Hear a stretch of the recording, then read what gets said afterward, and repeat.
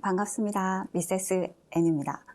완전히 겨울이었다가 낮에는 또 이렇게 햇빛이 엄청 따뜻해요.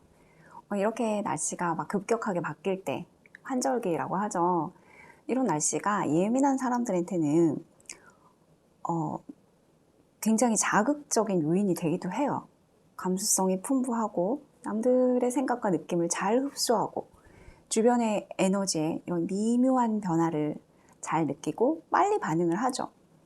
그러니까 계절이 이렇게 변하는 시기나 새해가 되어서 나에 대한 이렇게 기대감이 높아질 때, 그럴 때 이제 좀 의욕이 이렇게 넘칠 때, 사실은 예민한 사람들한테는 에너지가 가장 이렇게 많이 소모되어서 힘든 때일 수도 있습니다.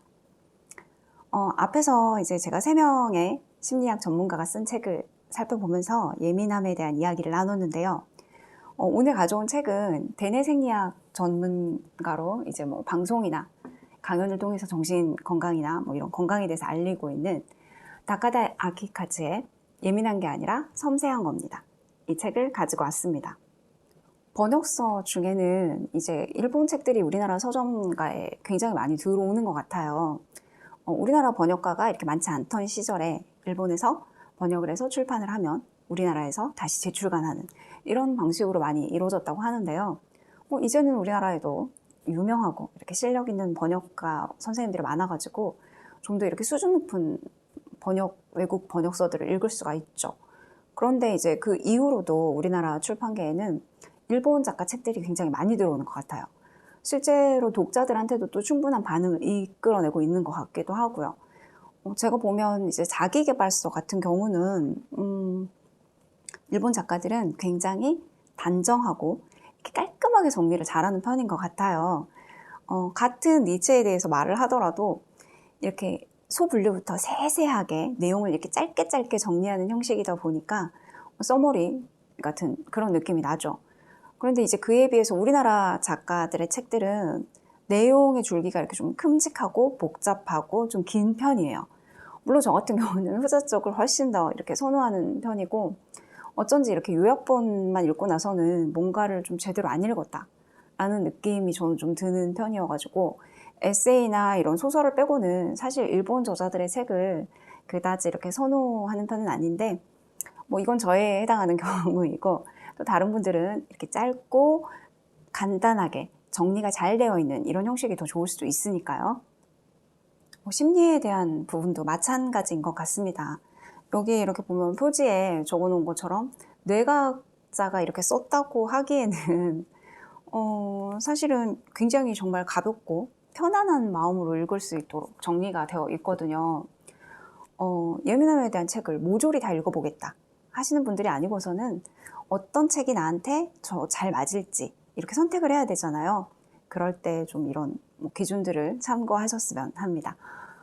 제가 이렇게 책 내용 요약도 아니고 읽어주기도 아닌 이런 애매모호한 말들을 시간을 이렇게 들여서 하고 있는 이유도 사실은 이제 맞는 책을 잘 선택해서 잘 읽을 수 있도록 이렇게 하는 데 있는데요.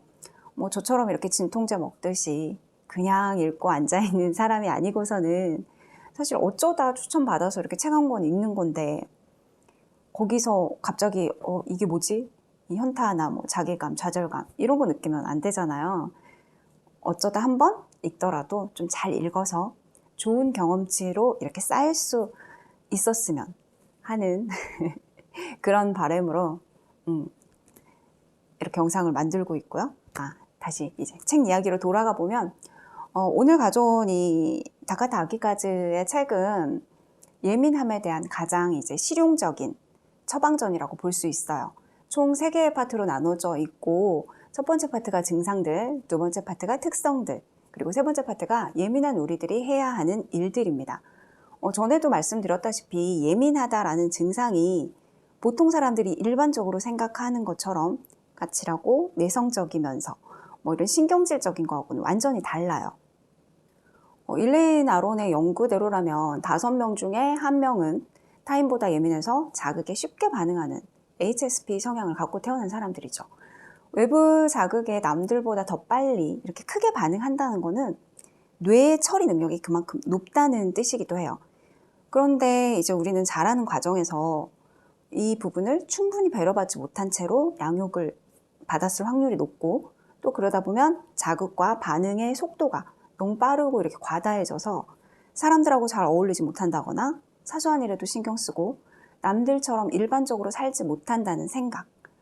여기 나온 저자의 말대로 살기가 참 힘들다 라는 생각을 하게 되는 거죠. 그 반복 패턴이 이제 이렇게 심각해진 경우에는 정신과에서 말하는 각종 병들에 대한 이름표들이 붙게 되는 거죠. 그런데 제가 매번 말씀드리지만 예민함의 큰 틀은 비슷하지만 각자 자라온 환경에 따라서 또 지금 여건에 따라서 이게 완전히 문제시 되는 부분들이 다 다르죠. 이미 자신의 성향을 잘 파악하고 조절하는 방법을 배워서 비교적 이렇게 능력을 잘 활용하는 사람이 있을 수도 있고요. 또 전문적인 치료가 필요한 경우도 있을 거고요. 또 자기가 내가 스스로가 이런 사람이야 라는 것을 인식만 해도 많은 행동 패턴들을 스스로 이렇게 교정할 수 있는, 그러면 더 일상이 편해지는 그런 경우도 있을 거예요. 어찌됐든 가장 기본은 자기 스스로를 잘 알아야 한다는 점입니다. 저자 역시도 이제 40살이 넘어서 자신의 민감성을 깨닫게 되었다고 해요. 우리가 보통 엘리트라고 생각하는 이런 의사 선생님도 자신의 민감성을 잘 못 느끼고 있다가 내 인생은 왜 이렇게 힘들까 이렇게 했다니까 일상생활에서 이제 민감하다라는 것을 쉽게 깨닫지 못하는 경우가 더 많지 않을까요? 저자는 의사라는 자신의 직업에 맞게 통증을 경감시킨다든지 마음을 좀 편하게 한다든지 이런 의학적 지식을 이 책에 충분히 담아놨고요. 또 이제 살기 힘들다고 느끼지만 원인을 몰라서 고통을 느끼는 사람들한테 어떤 용기와 자신감을 심어주기 위해서, 그들에게 힘이 되기 위해서 이 책을 썼다고 저자 스스로도 말을 하고 있습니다. 자, 여러분은 혹시 제가 지금까지 소개해드린 이 4권의 책에 대한 공통점을 발견하셨나요? 바로 저자 자신이 민감한 사람이라는 점입니다. 이들 모두 민감한 이들에게 알려주고 싶어서 너 당신 뒤에 이런 숨어있는 재능들이 있어 라는 걸 알려주고 싶어서 더 잘 이끌어내서 이렇게 능력을 발휘하도록 하기 위해서 이렇게 상담 활동을 하고 책을 썼죠.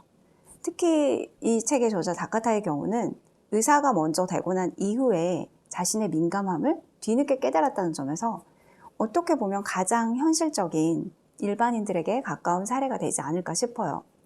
실제로 저자도 병원을 찾아가고 우울증 진단을 받았죠. 그리고 약까지 복용을 했고요. 건망증이라는 부작용까지 나타났다고 합니다. 신경정신과 약들은 보통 4주 이상을 복용을 해야 본격적으로 몸에서 이렇게 반응이 나타나게 되고요. 또 사람마다 이렇게 맞는 성향의 약을 찾는데 시간이 좀 걸려요. 그래서 진단 초반에는 거의 매주 이렇게 진료를 받으면서 세심하게 약을 조절하게 되는데요. 이렇게 치료를 받았던 저자도 사실은 나 병이 아니었어 라고 말을 하고 있습니다. 저자는 여기서 예민한 건 기질일 뿐 병이 아니야. 병하고 구분해야 돼 라고 말을 하고 있죠. 저자가 말하는 가장 큰 차이는 발병 전후의 변화가 있는지 없는지입니다. 그러니까 평소에는 나는 활발한 사람이었는데 무기력이나 짜증이나 이런 것들이 갑자기 나타났다. 아니면 철이 들고 난 이후부터 나는 계속 이 상태였어. 였는지를 이제 확인해 보라는 거죠. 그러면서 이제 또 한 가지 저자가 말을 하는 게 자살 충동 여부에 따라서 구분이 된다고 말을 하고 있어요. 그런데 저는 조금 다르게 생각을 하는 게 외적인 삶이 이렇게 어느 정도 어렵지 않을 만큼 기반이 있었기 때문에 저자는 자살 충동까지 안 갔었던 거라고 저는 생각을 하고요. 민감성이 있는 채로 생활에 있어서 기본적인 것들을 충족시키기 어려워진다면, 그렇게 경제적인 어려움이 동반이 된다면 그만큼 질병 쪽으로, 병 쪽으로 조금 더 가깝게 가지 않을까라고 생각을 합니다. 물론 개별적인 환경이 다 다르기 때문에 나타나는 반응도 다 다르죠. 이제 그렇지만 그만큼 어려운 케이스다라고 생각을 하면 이건 뭐 병하고 구분이 되니까 예민한 건 기질이야. 이렇게 할 게 아니라 전문가의 도움이 반드시 필요하다라고 생각을 하고 있고요. 정신과에 가서 진단명을 받고 약을 복용하는 것도 괜찮죠.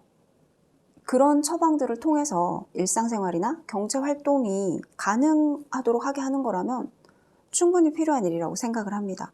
물론 상담도 거기에 해당이 되고요. 다만 이제 이런 부분들, 이런 처방이나 뭐 상담이나 여러 가지 활동들에 있어서 정말 잘 찾으셔야 된다고 말씀을 드리고 싶고요. 가장 선행돼야 될 거는 우선 내가 어떤 성향을 갖고 있는지, 어떤 패턴으로 감정을 대하고 있는지 이걸 잘 관찰하고 알고 있어야 하고요. 그리고 전문가의 도움을 받을 때 역시 조금 더 세밀하게 나에게 맞는 경우들을 조절해서 찾으려는 노력이 필요하다고 생각을 합니다. 그러니 이런 책을 읽을 때도 선별적인 받아들임이 필요하죠. 저자가 말하는 대안들이 다 나에게 맞을 수는 없기 때문에 제시한 방법들 중 자기에게 가장 맞는 방법들을 찾아가는 거예요. 이 책은 생활에 적용할 수 있는 방법들이 꽤나 많이 나와 있어요. 앞선 책들이 조금 이렇게 이론적인 부분이 있었다면 아무래도 이 책은 실천편이라고 보시면 될 것 같아요. 제가 이 책에서 이렇게 꼽는 딱 한 줄?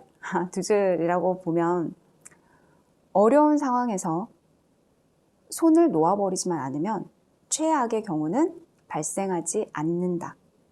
내가 최악이라고 생각하면 바로 현실이 된다. 라는 부분인데요. 내가 완전히 포기하지만 않으면 상황은 어떻게 해서든지 해결이 되니까 걱정하지 말자는 거죠. 제가 실제로 진짜로 걱정이 많은 사람이었거든요. 상상이 꼬리에 꼬리를 물고 막 이렇게 상상하고 이 뭐 경우의 수들을 막 생각하다 보니까 정말로 옛말 표현대로 하늘이 무너질까 봐 걱정하는 딱 그런 유형이었어요. 그런데 이제 걱정해서 달라지는 게 없다라는 걸 이제 의식적으로 한 10년 정도 그렇게 생각을 하면서 훈련을 하다 보니까 지금은 이제 걱정을 그만큼 안 하죠. 굉장히 덜 하는 편이에요. 근데 이것만 해도, 이 걱정만 덜해도 사실은 삶의 질이 확연히 달라졌어요. 그래서 이제 여러분도 이 책에서라든지 뭐 이런 책들에서 말하는 그런 여러 가지 방법들을 좀 시도를 해보고 그 중에서 꼭 맞는 나만의 방법들을 꼭 찾아내는 그런 시간이 되시길 바라겠습니다. 민감한 여러분들의 삶을 위한 민감한 시리즈를 쭉 제가 진행을 했는데요. 다음 시간에는 우리가 쭉 말했던 HSP, 초 말고 또 다른 이름, 초민감자에 대해서 또 이야기를 해보려고 해요. 민감함에 대한 이제 또 다른 카테고리라고 볼 수 있는데, 오늘 함께 해주셔서 감사드리고요. 저는 다음 시간에 또 여러분에게 도움이 되는 책으로 찾아뵐게요. 당신을 기다립니다.